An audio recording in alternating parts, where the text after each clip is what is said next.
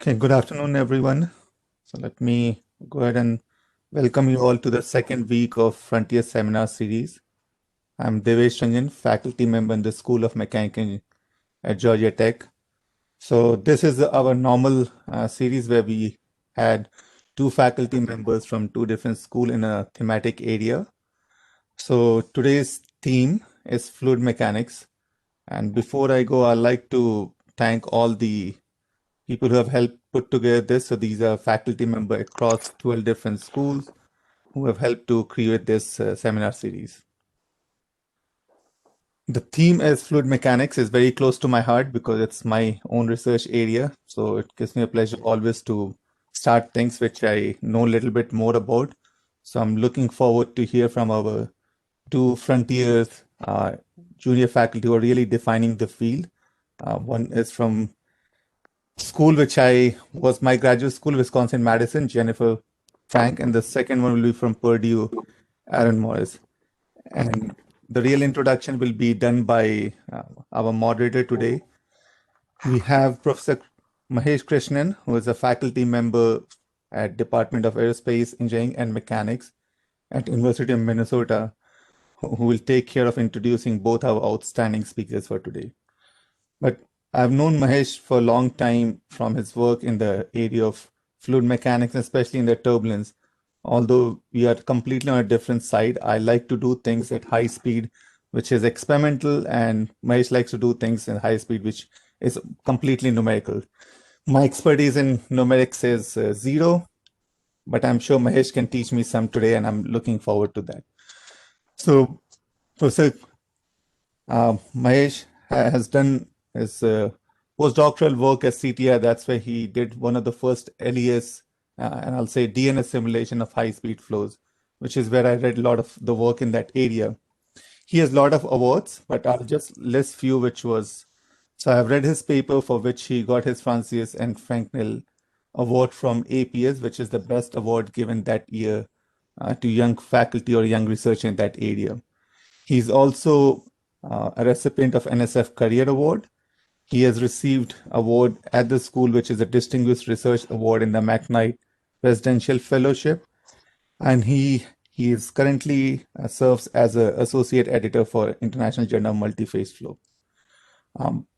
With that, I'll hand this over to Professor Mahesh Krishnan to say a few things. Yeah, so the thing from this field, the important thing from this field is to have a lot of. So one housekeeping, if you're not the presenter, you can mute your mic. And with that, I'll pass that to Mahesh. Okay. Thank you, Devesh, for the introduction. And I'm very pleased to introduce the speakers in today's seminar. So as Devesh mentioned, there are two speakers, both in the areas of fluid mechanics, specifically computational fluid mechanics. The first speaker is Professor Jennifer Franck, who is assistant professor in the Department of Engineering Physics at the University of Wisconsin-Madison. And Professor Franck uses CFD to study unsteady and turbulent flows. Her work has application to the areas of bio-inspired flows and renewable energy systems. And prior to joining Madison, Professor Franck was faculty at Brown, where she received numerous teaching and mentoring awards. And Professor Franck received her PhD from Caltech. The second speaker is Professor Aaron Morris from the Mechanical Engineering Department at Purdue. Professor Morris's group studies gas-solid and granular flows computationally. A theme of his work is to bridge physics at particle scales with the larger scales of the flow, and his group's work has application to things like heat transfer and flowing particles, fluidized systems with chemical reactions, spray drying, and dust dispersal. And Professor Morris obtained his PhD from UT Austin. If you could go to the next slide.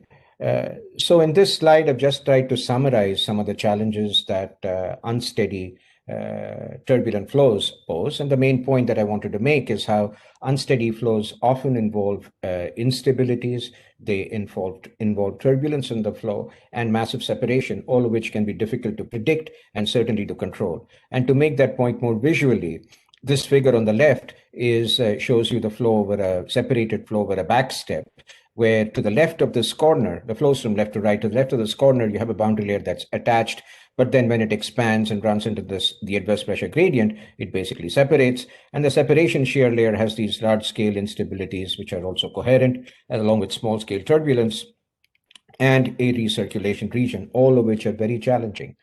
This is an example. The figure on the right is an example of separated flow in a different context. It has to do with the propeller flow, where the propeller is spinning in reverse. Now the flow where the rotating blades separates, you have separation events between the blade tips and the duct, which combine to give you this, all of which combine to give you this large unsteady vortex outside of the flow. And so these are some of the physical challenges that the type of physical challenges that Professor are central, are important to Professor Frank's work. Next slide. And this slide is meant to illustrate the range of scales, so the multi-scale aspect of particle-laden flows. And this should and it basically makes a point that particle-laden flows involve large-scale separation. So this figure here shows you a bunch of those little dots are all particles in a turbulent channel flow. So if you zoom in, you see the particles like so. And if you want to represent the detail around each particle, it requires a mesh like so. And that's how these results were obtained. But you can clearly see that this approach isn't scalable in terms of doing very complicated problems or very large problems. And so Professor Morris's work addresses using different methodologies aspects of this challenge, where physics on the particle scale are coupled with large scale simulations. And so with that, I will stop and hand the floor over to our first speaker, Professor Jennifer Franck from the University of Wisconsin-Madison. Thank you. Thank you, Mahesh. So, Jen, you can share your slide. In the meantime, we will take the question for both the speaker after they have finished back to back. And when you have a question, just put that in the chat and we'll moderate the question after the presentation. Okay, how does everything look? Am I sharing? Everything goes. Okay, great. Thank you. Thank you, Mahesh, for the wonderful introduction. So today I'll be talking about two flows, two bio-inspired flows, and two projects within my group. The first is a bio-inspired hydrokinetic energy device. So you can think about this as a wing underwater, and as it flaps, it generates energy in the same way a wind turbine would generate energy. And in the second project, I'll be talking about flow over undulated cylinders. So these undulated cylinders have a very specific geometry that is inspired by seal whiskers. Okay, so in both of these flows, we are paying very close attention to the wake. So just as a quick overview, if you have flow over a smooth circular cylinder, you will get bluff body shedding, periodic vortices. And these opposite sign vortices are going to give you a net drag on the structure and an oscillating lift force.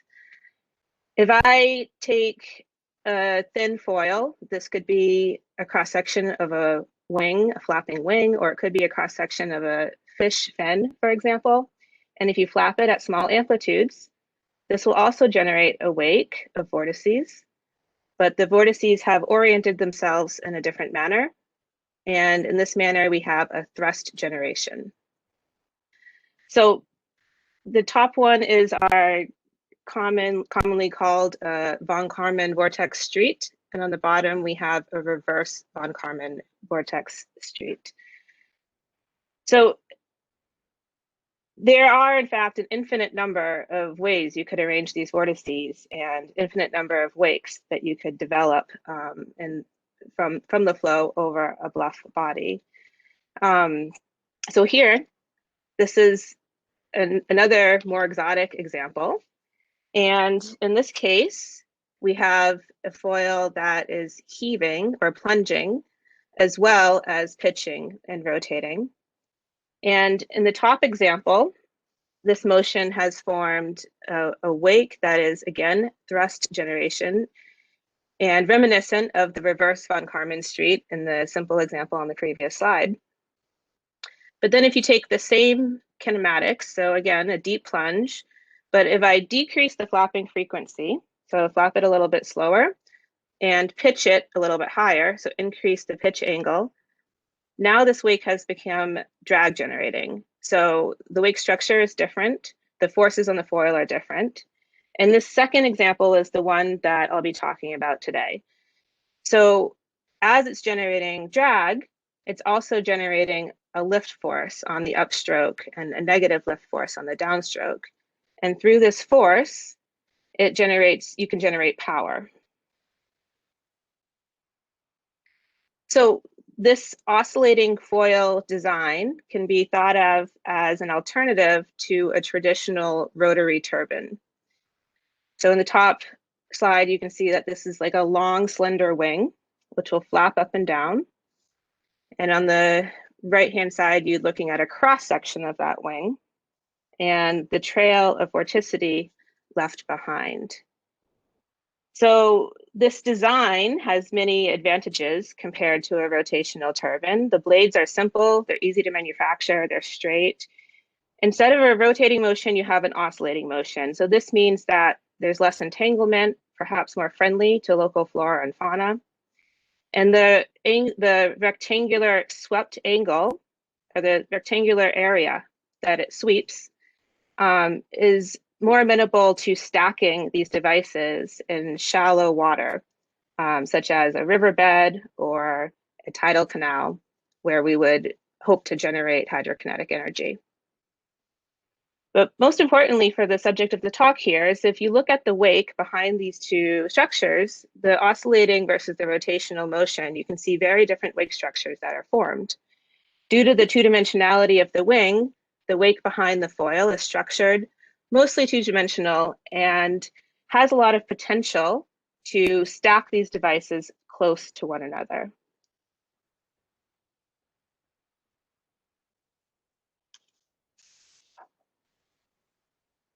So if you look at the efficiency of one single foil, it's approximately 30%. But when you stack them closer and closer together, the goal would be to achieve an energy density greater than that which you could achieve with the rotational turbine.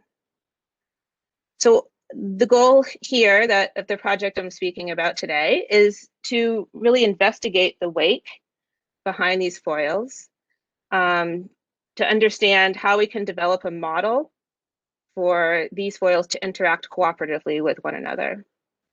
So this is challenging because the wake is a complex function of the kinematics of the first foil, and the interactions with these vortices in the wake are very complex as they impinge upon the second foil. So what I'm going to discuss here is a two-foil model. So hopefully these results could be expanded to more foils in the future. But for now, we'll look at a two-foil model where the kinematics of these two foils are the same. So they both have the same frequency, the same pitch angle, and the same heave. But they could be operating at different times with respect to one another.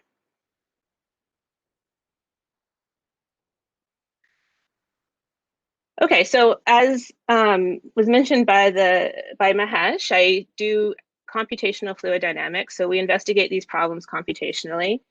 So we solve the Navier-Stokes equations, and for this project, we've used both direct numerical simulation for low Reynolds number studies and large eddy simulation for higher Reynolds number studies. We've utilized the OpenFOAM libraries, which is an OpenFOAM second order finite volume scheme.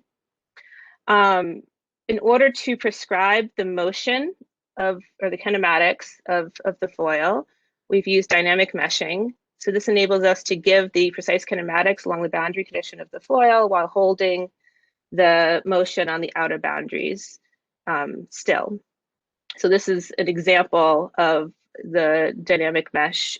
Our actual meshes are much larger.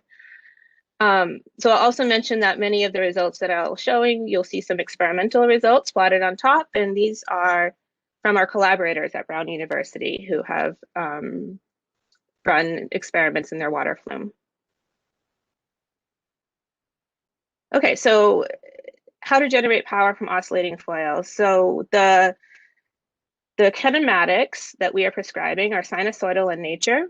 So the heave or the up-down motion and the pitching motion are off by 90 degrees, and power is generated on the upstroke. You'll have a positive lift force and a positive velocity, a positive power generation. The foil flips around. On the downstroke, you'll have negative lift, negative velocity, but positive power generation. So the most efficient kinematic, so you want to be in the right kinematic regime, as I mentioned earlier. So if you're flapping too fast, you might be generating thrust instead of energy. So you want to be in the right reduced frequency regime. And you also want to have these high pitch and high heave amplitudes. So this is about anywhere from 1/2 to 2 chord lengths and pitch angles of 65 to 85 degrees. So characteristic of these very high amplitudes are the formation of a leading edge vortex. So this is abbreviated LEV. And you can see this in the movie being shown here. So as the foil proceeds on its upstroke or downstroke, a large vortex is generated on the suction side and then shed into the wake. So this vortex and subsequent vortices that develop after it are what form this structured wake behind the foil. So one of the things that we've done is we've tried to reduce the complex kinematics into a single variable. So as the foil moves up and down, its relative angle of attack is the angle between the foil and the relative flow velocity that the foil sees. So alpha, the relative angle of attack, is a function of both frequency, heave amplitude, and pitch amplitude. So the plot on the left is plotting this maximum vortex strength. So if I look at the first vortex that's formed, how strong is it as a function of the relative angle of attack? And we can see that as the relative angle of attack increases, and that means like the more dramatic that that pitching and heaving becomes, the stronger this LEV the stronger the LEV is that is generated. And furthermore, we've divided this up into 3 regimes. So in this very low alphas, we barely get an LEV that pinches off. It's more of a shear layer regime. The red regime, this LEV regime, you clearly have one LEV that forms, at least one LEV that forms per cycle. And then in the LEV plus TEV regime, you actually get a pair, a very coherent pair of vortices, one from the suction side and one from the pressure side of the foil. And that's the blue and the red vortex that you can see here. And what we've also shown is that the efficiency, or how efficient the foil is at extracting energy from the free stream, also scales with this alpha parameter. So as you increase alpha, if you're anywhere above about alpha of 0.4, then you're doing pretty well in terms of generating power.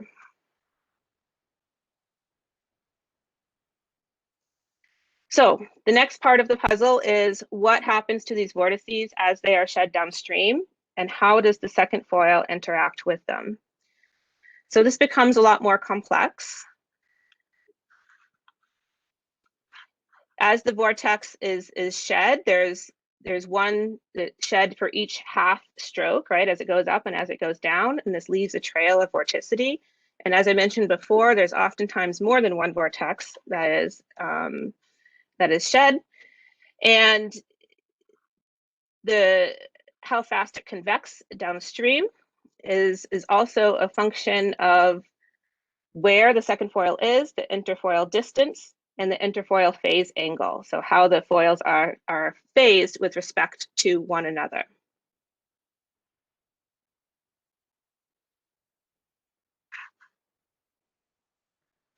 So this is just a glimpse into the kinds of analysis that we've done, but we've looked at the wake for many different kinematics, many different interfoil spacing, and each time mapping the space of changing the interfoil phase angle between the two foils.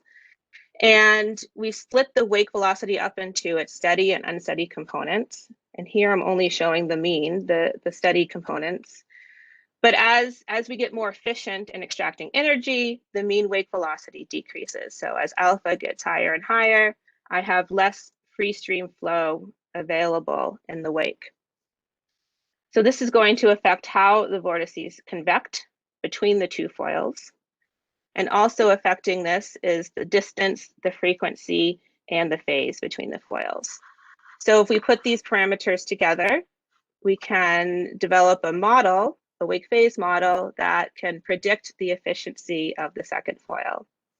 So what this says is, if I have a two-foil system and if they are spaced 6 chord lengths apart, and if I operate the first foil at a specific frequency, I can then use this model to predict what would be the optimal phase angle to get the most efficiency out of the second foil. So just to wrap up on this project, this two-foil array, if I think about both of them as a single turbine, so think about two foils as a single unit connected to the same generator, I can get about 40% efficiency. And this rivals the efficiency of the conventional turbine. But furthermore, there's more potential to stack even these two foil units close to one another and take advantage of the wake structures behind each of these units to develop a larger and cooperative array of oscillating foils. So this is what we're working to in the future, and we hope to use some machine learning tools also to automatically identify fluid dynamic events, interactions, and gain more understanding of this wake foil system. Okay, so I'll switch gears really quick and talk about seal whiskers next.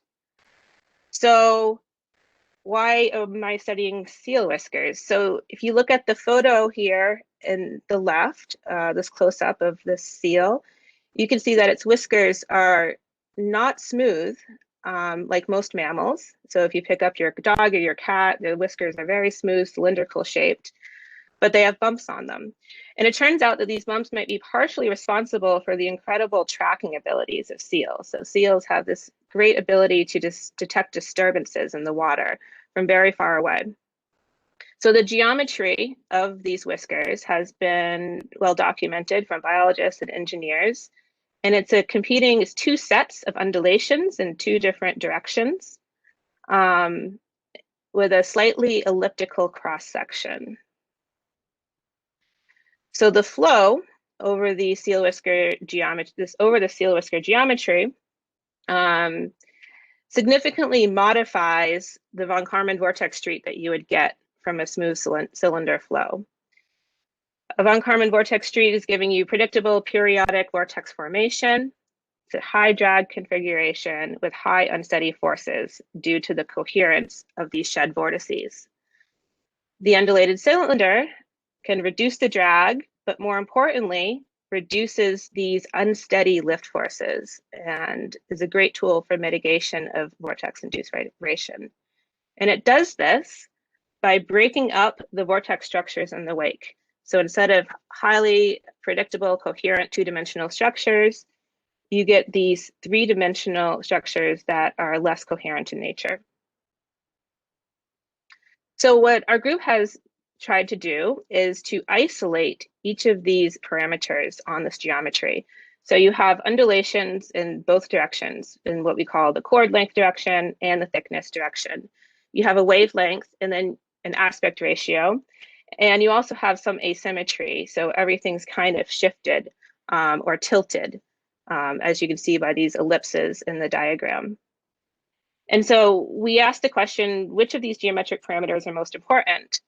So we did a bunch of simulations and kind of tested a high and a low version of each one of these parameters, keeping the rest as constant as we could. And the answer is there's not really one parameter that's responsible for these. There are a bunch of parameters, and there's also the interaction between these parameters that are important. So these simulations are rather computationally expensive, and there's lots of parameters left to explore. We only kind of touched the surface with our first study.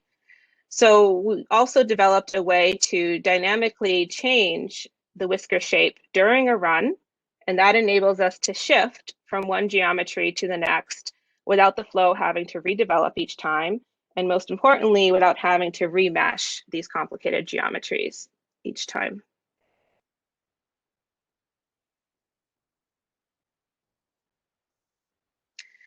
So I'll just give you a quick preview of what we found so far.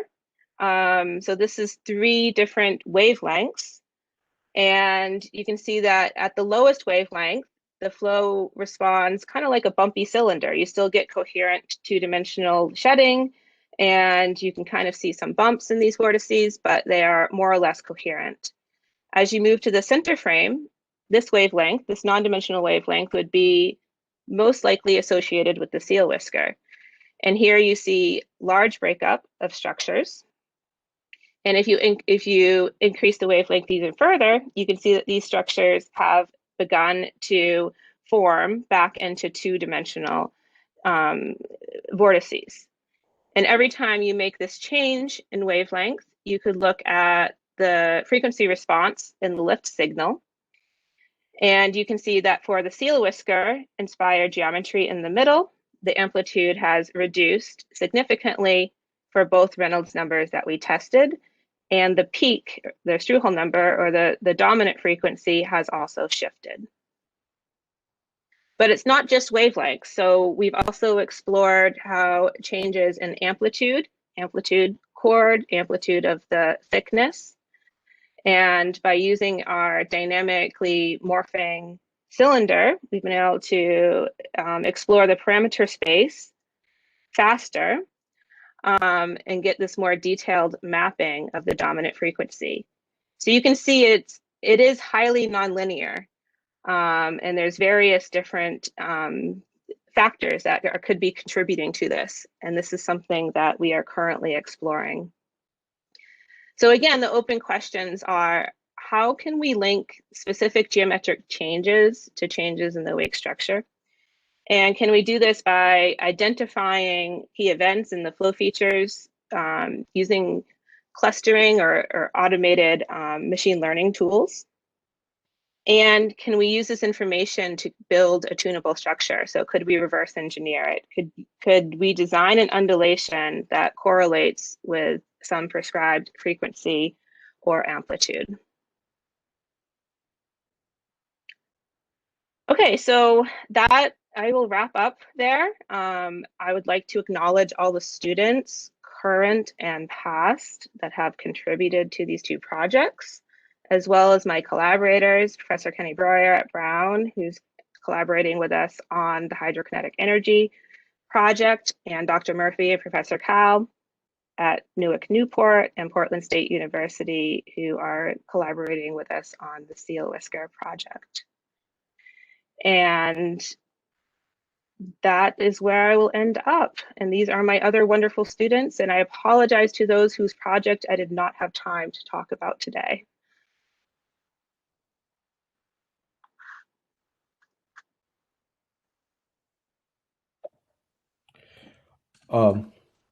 Great, thank you, Jennifer.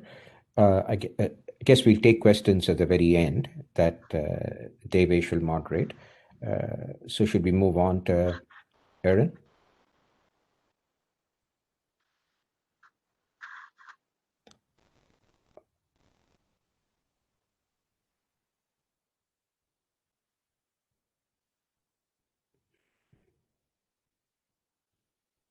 Okay, can everyone see the slides? Yes. All right, well, thank you for inviting me to speak. And as was talked about in the introduction, I'm going to be talking today about how we use discrete element simulations to resolve physics that occur at the particle scale and link that to behavior that occurs at the larger continuum scales. So an overview of my group is we focus primarily on particle-laden flows, so multi-phase gas-solid flows, as well as pure granular flows. And in particular, looking at systems with multi-physics, so things involving, for example, heat transfer, or if you have chemical reactions in fluidized beds, and things of that nature. And there are lots of opportunities in this area for better predictive capabilities. And one of the reasons is because granular and particle flows exist in so many different applications, such as energy technology, where if you're looking at fluidized bed combustion or any energy technologies, there are particle flows involved there. And chemical processing, that's another key area for granular material. Pharmaceuticals, as well as the food industry. So lots of applications. And in particular, my group has several projects. One is working with solid particles as a heat transfer fluid. So this can be used for renewable energy projects with concentrated solar power, or they can be used as a thermal energy storage for more traditional energy technologies. Some other applications are more fundamental based. So some are looking at fluidization and how the interface drag forces at the particle scale can affect the fluidization behavior. We also look at things like granular flow instabilities that can form. So when you have particles that are dissipated, you can get clusters to form. If you have riser flow, for example, you get these very kind of turbulent, chaotic cluster structures. And I'm not going to talk today about the spray drying work, but this is another example of a process where you have all these physics that are occurring at the particle scale, where you have droplets with particles that are immersed within the droplet. As a droplet evaporates, those particles can migrate to the surface, or they can migrate within the evaporating droplet and form a solid particle. And that'll affect what the particle morphology is, and it can also affect the agglomeration between particles.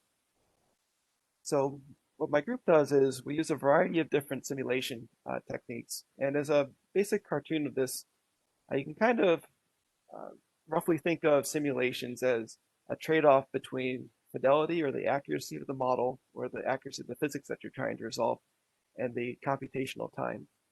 So an example on one extreme is if you're looking at a fully resolved discrete element simulation in this upper right, these simulations are extremely computationally expensive because you're not only resolving all individual particles in your system, but you're resolving the fluid flow that's between those particles.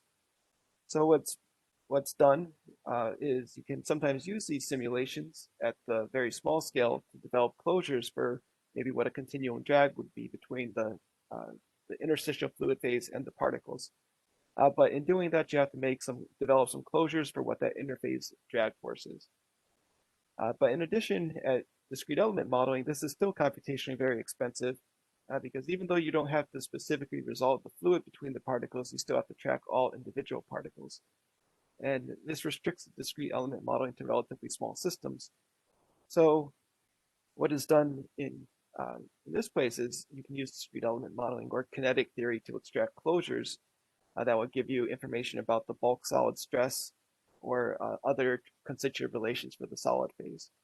And what our goal is to be able to basically take some of the data from the discrete element modeling and fully resolved modeling and develop better relations that can be used at larger scale. And we do that through kind of combining theory as well as Monte Carlo techniques.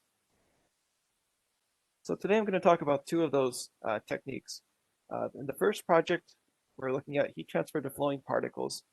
And this is a thermal energy storage project where particles flow over a hot surface and they extract heat. That heat is then stored in the insulated silo, and then that heat can be transferred to a working fluid later on in the power cycle when energy is needed. And the idea of how we use DEM is, well, we start with our governing equations and we do some non-dimensional analysis to find what the key non-dimensional terms are. We then run a series of discrete element simulations, and then we try to extract fitting parameters that can close those relations. In the second project, we'll talk about fluid dynamics of non-spherical particles. So a lot of the theory with granular flows is based on ideal spherical particles. And if you try to do discrete element simulations in non-spherical particles, it's doable, but the contact detection becomes much more complicated because it depends on the orientation of the particles as well as the position of the particles. What our idea is we do discrete element simulations at the particle scale, and we extract these probability distribution functions that would describe what the post-collisional outcomes are from discrete element modeling. And then we incorporate those probability distribution functions into a Monte Carlo framework that then avoids having to do computationally expensive contact detection. So I'll start by talking about the heat transfer to flowing particles. So this is a ARPA-E project, and in this case we have basically waste energy from the grid that would be occurring when you have periods of low demand from the energy system. And what the system does is it takes that waste energy from the grid and it drives it into a particle heater, and then it heats up particles. So those particles are then, they are lifted through this elevator, and they flow through a heat exchanger, and the particles are warmed to some high temperature. And then this is an insulated silo in the middle here, and this insulated silo can keep the hot particles for up to 72 hours. When needed, those particles can be transferred to a pressurized fluidized bed heat exchanger, which then drives air into a turbine, which would then produce electricity. So the idea here is you're able to harness energy that would normally be dissipated through the grid, and you concentrate it into particles, and then you recover some of that energy later. And although you're paying a penalty in the second law, the second time, basically this is still a method that, from the techno-economic analysis, can reduce the cost of electricity. But one of the challenges with this project is the particle heater is fairly large scale, and it's difficult to use discrete element simulations alone in this. So what our goal is to develop a fundamental or continuum modeling tool that can predict what the heat transfer is within this heater. Because the idea is you want to heat the particles up to a specified temperature, but you have to ensure that there's good flow through the heater as well as good thermal efficiency. So if we look at this red box in the upper corner, we have basically these series of heater elements. So these are tubes, and the particles are kind of flowing in cross flow around these tubes. These tubes are heated, and then as they maintain thermal contact, they warm. And then the goal is to heat these particles up to 1200 degrees Celsius by the time they exit the heater. So there's a fluid dynamics problem of ensuring that the flow is more or less homogeneous through this system, such that you get even heating and you don't get potential hotspots. But there's also the issue of residence time, making sure the particles are in there long enough to be warmed up to the appropriate temperature. So for the heat transfer model, we use discrete element simulations at the particle scale to develop a continuum model. So just a cartoon of the heat transfer mechanisms, you can imagine that there's some particle that's sitting on a hot surface of the heater. And you have conduction that can occur between the mutual contact area between the particle and the wall, but you can also have heat conduction that's occurring through this thin layer of interstitial gas. And as it turns out, for the types of particles that we're using, the conduction that occurs through this interstitial fluid tends to be the dominant heat transfer mechanism. So there exist models in the literature for this, and one of the most common ones is to basically approximate the heat transfer through the interstitial gap as a one-dimensional heat transfer, where you have a thermal conductance and a temperature difference. And then that thermal conductance just depends on what the projected area is and the separation distance between the particle and the wall. But in the DEM, you can resolve this for all individual particles, but in a continuum scale, you don't know the precise location of all particles, or some particles might be in contact with the wall and some might be separated from the wall. So if you wanted to come up with a continuum model, you would have to sum over an average over all particles that are in the near vicinity of the wall. So we go ahead and we do that with the discrete element simulations.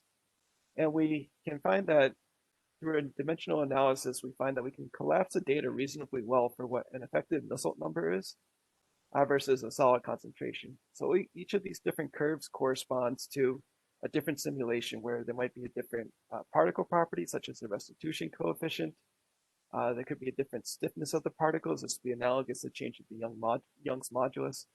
Different particle diameters, as well as the different ramp angles that the particles are flowing on. Now we get a pretty reasonable fit for all of these cases that collapse the data. So then you can use this continuum model in a larger scale system. So before showing the heat transfer results of the continuum model, I'm just going to quickly show some of the flow behavior that we see. So here is some particles that are flowing through just 4 rows of heater elements, and this is a 3D simulation, but it has limited depth into the page. And you see as the particles flow through, there is some unsteadiness that occurs, but more or less the unsteadiness dampens out and it eventually converges to a quasi-steady state. If we look at the heat transfer coefficients at different surfaces, we can compare a continuum model to this discrete element model. So the discrete element model results are for the local heat transfer coefficient are in the symbols, and then the lines are a continuum model. So in this left plot, we look at the local heat transfer coefficient for our tube in the top row. In this case, at a 0 degree, this is at the apex of it, and then it's symmetric to the right or to the left. So the top surface goes from about 0 to an apex angle or an angle of about 50 degrees. And then your heat transfer drops off drastically because you have particle separation. You no longer have good thermal contact on the sidewalls. And both the continuum and the discrete element model pick that up pretty well. If we look at a simulation for the second row, we see similar trend where at the top of the apex, the heat transfer dips a little bit, and that's because as the particles free fall and they impinge on the top surface, they tend to bounce around a little bit more. They don't maintain as good of thermal contact. But then it develops into a shoot flow on the upper surface, and the heat transfer goes up before decaying. We find that the continuum model that was built from the discrete element method, which is more fundamental based, gives a pretty good prediction of it. So then the next step of this is to compare to experimental data, and that's ongoing work.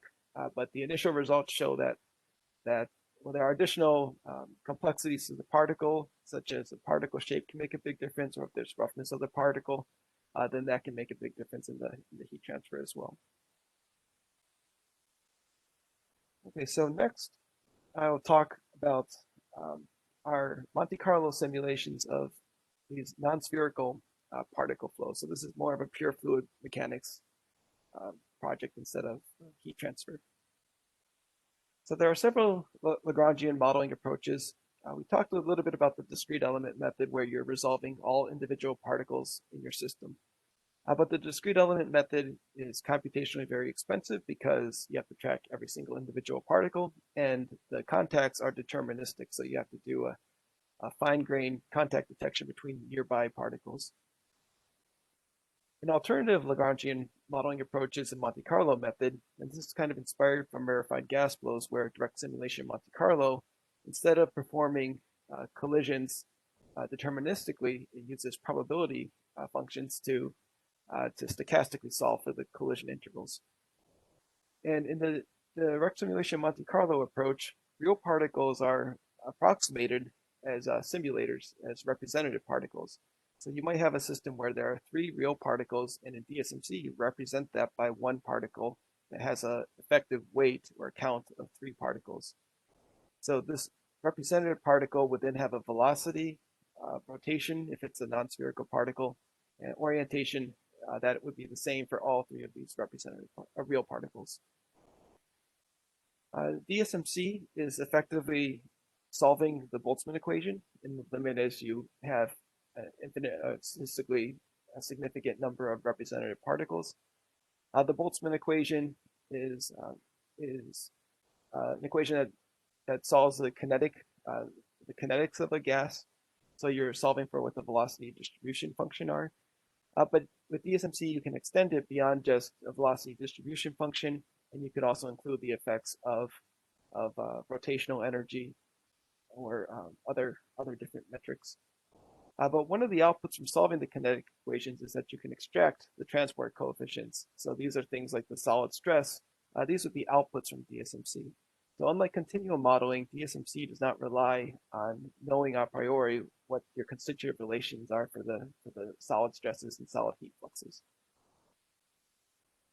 So I'll show a little bit of the math, but I don't want to focus on it too much. I just want to highlight what some of the differences are between doing DSMC for gases as opposed to doing DSMC for these granular materials. So in the Boltzmann equation, you're solving for the velocity distribution function, but the crux of the Boltzmann equation is this collision integral.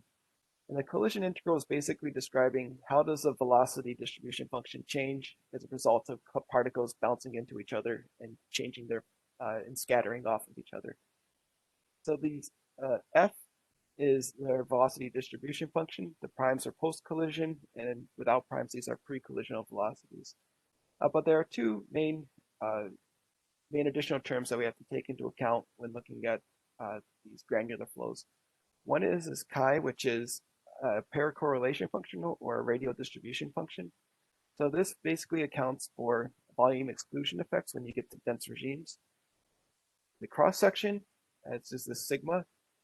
This is known, it's trivial for spheres, where it's just a projected area.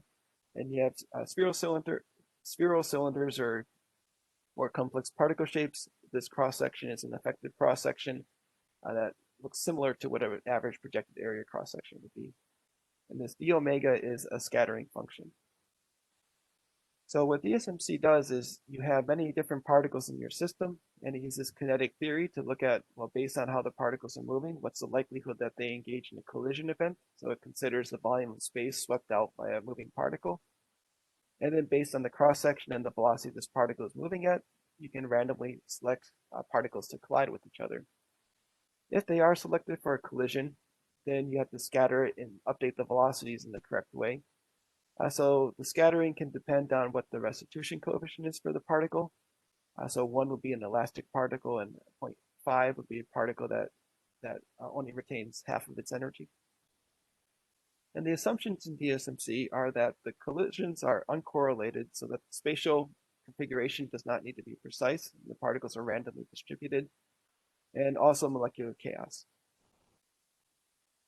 But for non-spherical particles, it gets a little more complex because you have a scattering distribution function, the cross-section, but now with non-spherical particles, these can also engage in translational and rotational energy exchange. And based on the aspect ratio of the particle, the rotational energy can be significant.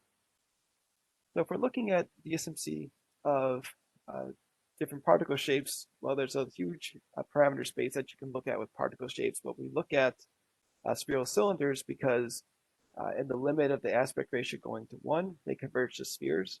And we can also use analytic expressions for the contact detection between these objects. In addition, we have 2 rotational degrees of freedom to keep track of and 3 translational degrees of freedom.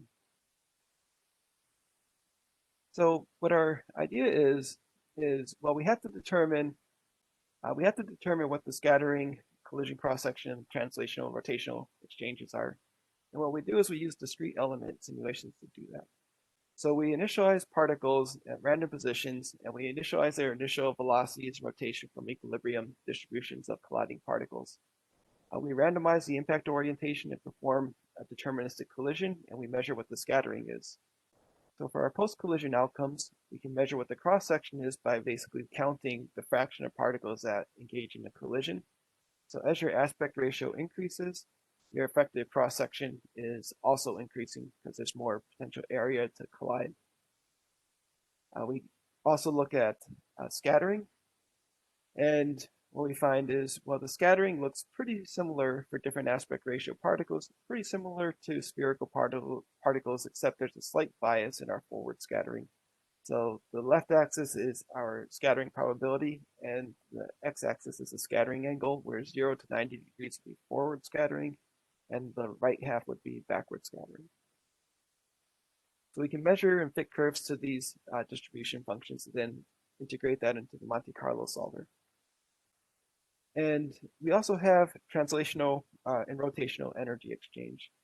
So what these plots are for each of these lines are for different aspect ratio particles, where the blacks are for spheres, and then we have spherocylinder particles with an aspect ratio of 5. What we're plotting on the left graph is what the probability is of the rotational energy after the collision, and then we have on the right side what the probability is of our kinetic energy or our translational energy. And we find that when we initialize the particles from distributions near equilibrium, that we have a probability distribution function that is very similar for all these different particle shapes. So seems to be something that's universally general for at least different aspect ratio spiral cylinders. So what we've done then is we take these distribution functions and we integrate that into the Monte Carlo framework. So what we've done is we do a homogeneous test first, where we initially have particles that are not rotating at all. They just have a translational temperature and a zero rotational temperature. These particles are moving but not rotating, and then as they start to collide, the collisions transfer some energy into the rotational mode. And once the energy, so the red line would be our rotational energy, and the black lines are our kinetic energy. The solid lines are deterministic collisions using discrete element simulations, and our dash lines are our Monte Carlo method. And what we find is the Monte Carlo method does recover the equipartition of energy that you expect, but the relaxation rate ends up being too quick. But this is also a problem that was observed in rarefied gases. And what's commonly done is to apply a technique similar to Larsen-Bernanke technique. So the idea is that instead of, when you have a collision event, instead of saying that the collisions automatically exchange energy, you make the model that only a fraction of the particles that engage in collisions can exchange internal energy. And this is this relaxation factor, ZZ, is basically the fraction of the number of collisions required for you to end up updating the internal energy exchange. And you can determine ZC by fitting your relaxation rates to Jean's equation. They found that for aspect ratio of 1 and 1.5 particles, and even up to aspect ratio of 3, ZC, the relaxational number, collision number, always tends to be somewhere around 2. So if we implement this relaxation number, then we can recover a very non-equilibrium flow, where we start off with zero rotational energy and all translational energy. It's very out of equilibrium, but it converges and relaxes to equipartition of energy. So in conclusion, granular flows and particle flows, there are many different physics, and many of them tend to be counterintuitive. And there's a need for physics-based models. Discrete element simulations, these can provide high fidelity simulation data and can be used to develop physics-based continuum closures or other reduced order methods. But the applicability of discrete element simulations to large scale systems without doing this sort of upscaling the discrete element simulations are just limited because of the computational cost. What we also show is that, well, Monte Carlo approach, this isn't very commonly done, but at least from our preliminary results, it seems like this can be a pretty powerful method for extending discrete element simulations for particles that have complex shapes and morphologies, or if we want to add in different physics like attrition, we could possibly do that using a Monte Carlo technique and use that to upscale to a larger system. And so thank you, and if there are any questions, just ask them.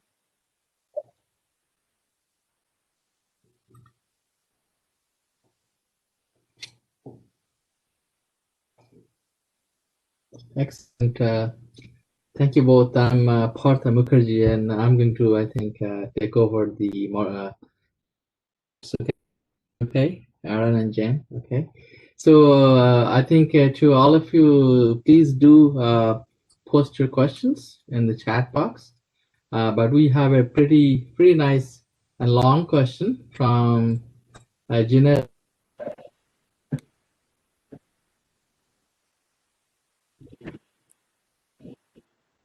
Okay, thank you.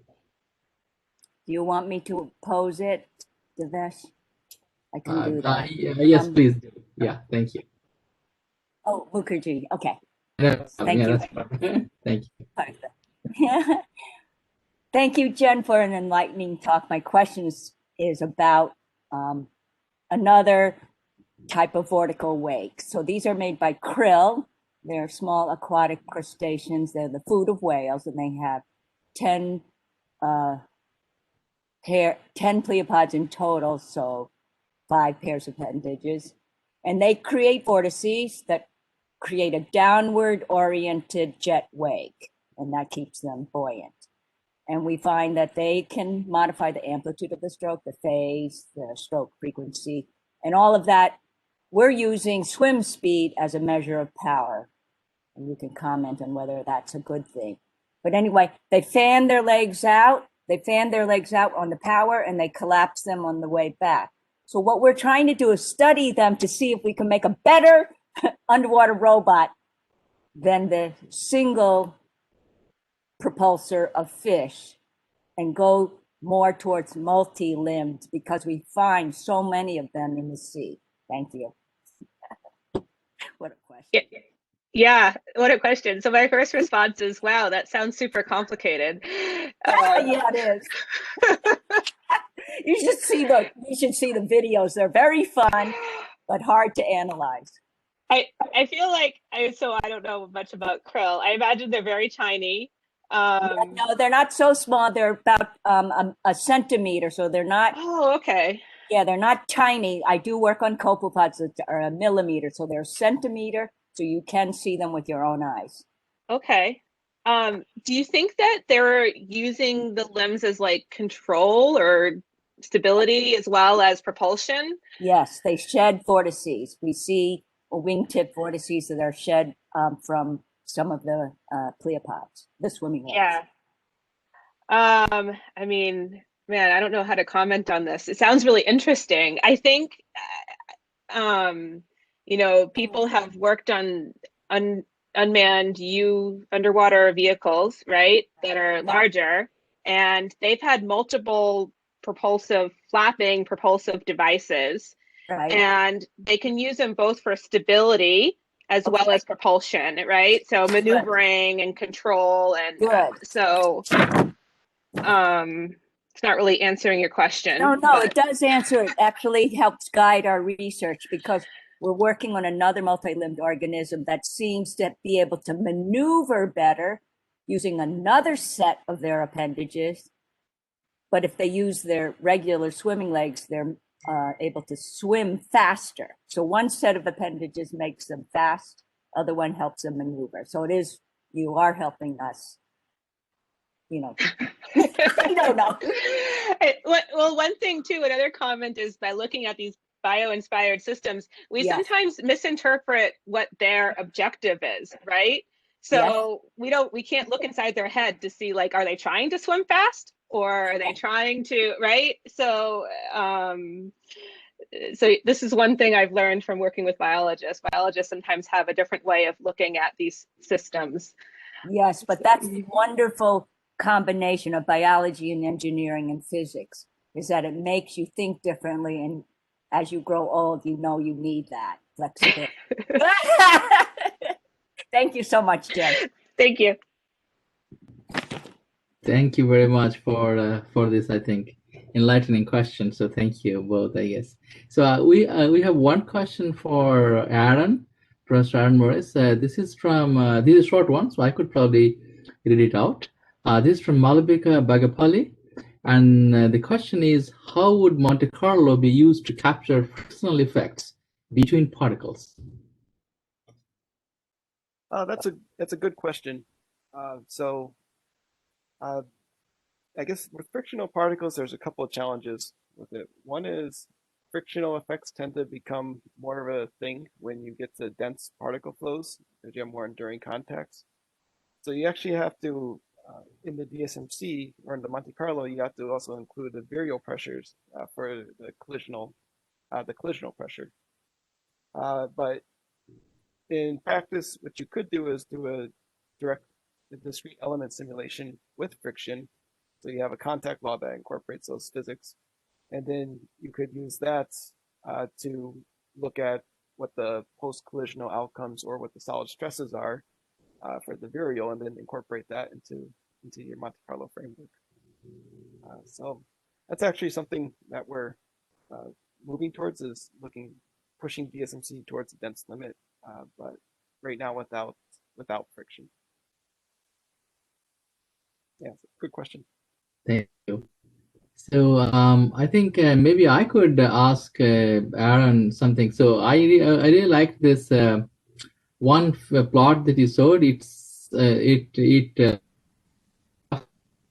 like some kind of that you could do, but you had different particle size and also I think their properties or restriction coefficients, everything.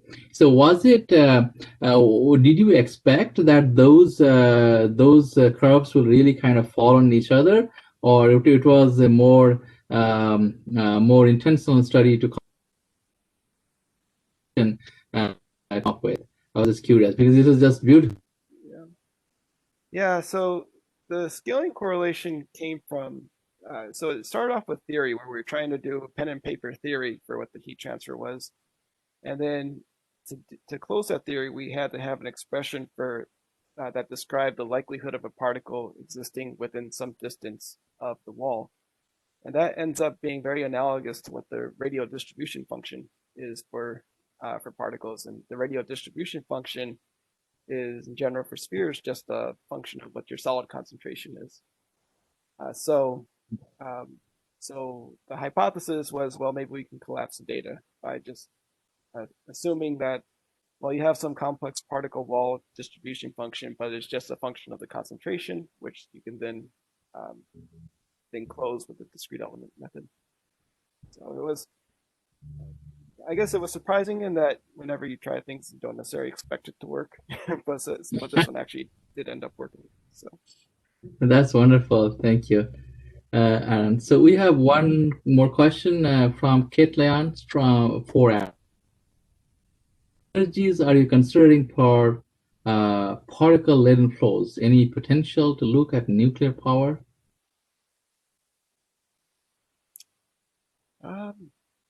That's probably a little bit outside of my area, and that's more with our collaborators at NREL and GE deal with. One of the advantages of particles over other heat transfer fluids, though, is that they're tend to be more inert than a lot of other materials at high temperature. So it, I mean, it could be an application to it where you're using like nuclear rods or something and particles flowing over that, but I think there would be a lot of other complexities that would arise due to abrasion with the particles and surfaces and things like that. Wonderful, thank you. I'm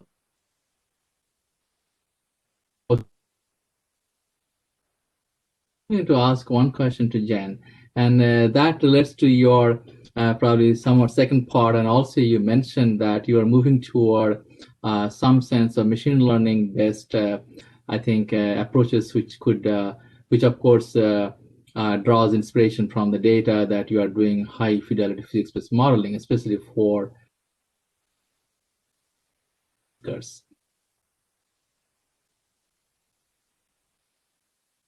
textures which are quite, I think I would say that periodic or homogeneous. That means they have really, I think, good periodicity of their structures on the shape. Is it something, if you think about the inspiration from there, is it something to deal with the control strategy that you could think about, or does the aperiodicity make any sense to that? Just probably just out of this interest. And second part would be that how are you thinking of advancing some of the detailed physical simulations into machine learning space that you I think briefly mentioned or probably I missed. So twofold for discussions. Thank you. Yeah, great question. So I haven't thought about breaking up that nice periodicity. I feel like the geometry is already complicated enough, but I do imagine that if we could break down specific mechanisms, that you could design a structure that had one amplitude for one period and then change the amplitude for the next period, depending on the application. In terms of the machine learning, what we would like to do is to use some indicators of the wake. So either like a probe measurement or the vorticity or Q criterion flow field. And since we have so much data, we can parse them all through an autoencoder and clustering type algorithm to look for similarities. So if we can find a bunch of similarities, a bunch of events that occur, you know, in a particular spot or at a particular time, and then we can maybe draw a correlation between like that flow structure correlating with low drag or correlating with a specific frequency response. So that's the general direction that we're thinking at the moment.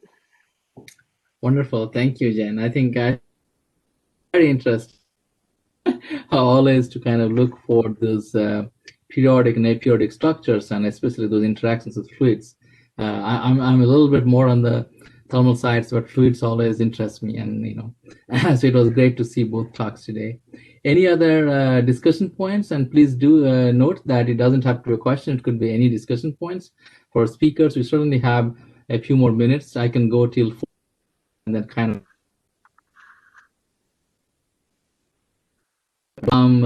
Any further discussions? And if you need more, I could go one for Aaron again, if others could think a little bit.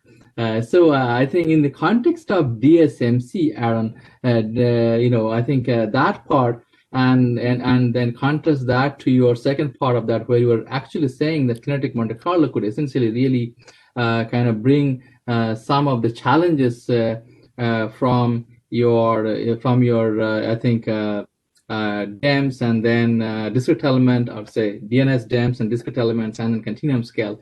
Could you highlight on that, the second part, how that could probably help in reducing the... Yeah, certainly, yeah. Yeah, so with the direct simulation Monte Carlo, you have one benefit because you don't have to track all individual particles in your system. You're tracking representative particles. So it's been kind of analogous more to a continuum framework where you need enough particles to give you good statistics on things like the bulk velocity and the granular temperature. So you don't have to track as many individual particles. The other part is you don't have to resolve the motion and the contact detection deterministically. So if you're doing discrete element simulations, the way that it would handle the contact force is when particles are physically touching each other, it models that contact force as a spring. And so, but to get the contact force between two colliding particles, you need a very, very small time step. So with DSMC, you could use a larger time step, and you can also reduce the number of entities that you have to track in your simulation.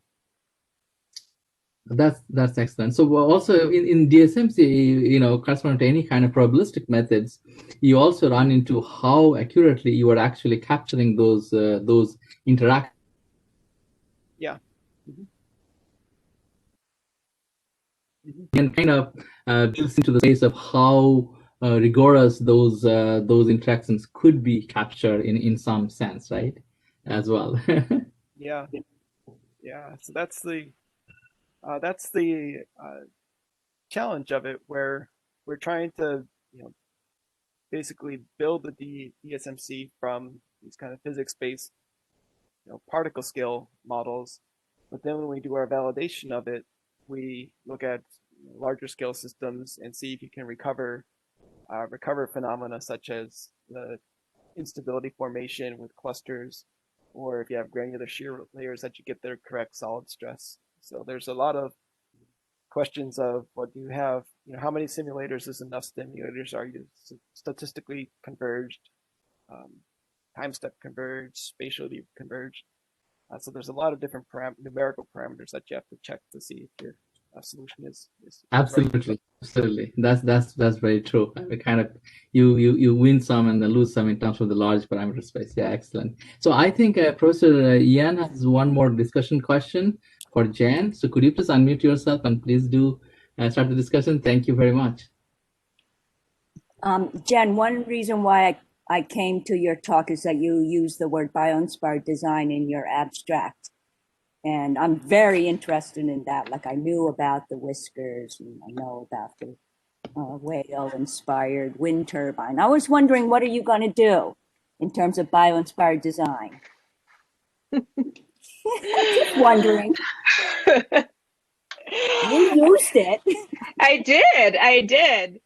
So I think the idea for the seal whiskers, for example, there's lots of applications. I imagine that you have these tall, slender wind turbine towers, for example, where you have to make them a certain diameter to withstand the vortex-induced vibrations.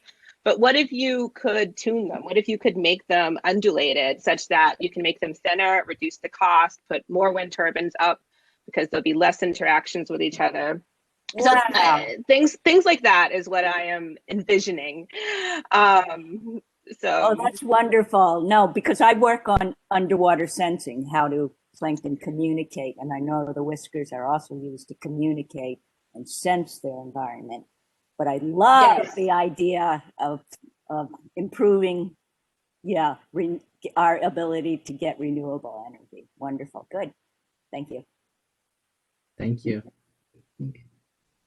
So I think any other questions or probably any last discussion points for our two great speakers, and we could probably have 1 or 2 minutes, I guess. Otherwise, we could call it a good Friday and then have a great weekend. Otherwise, I guess. Let's see. Well, like we had a very good discussion. Thank you, Jen and Aaron, for such excellent talks. And of course, on behalf of the Frontiers Committee, I would like to really thank you for your time and telling us of exciting research. And certainly would like to say all the very best. Ricardo, do you have a parting comment here? I'm sorry, I didn't mean to ignore you. No, I'm just coming back to say goodbye to everybody. That's all. Wonderful. Thank you all. Thank you very much, and have a great weekend. Bye-bye. Bye-bye. Thank you, everyone. Thank you. Bye. Bye, Wendy. Bye-bye.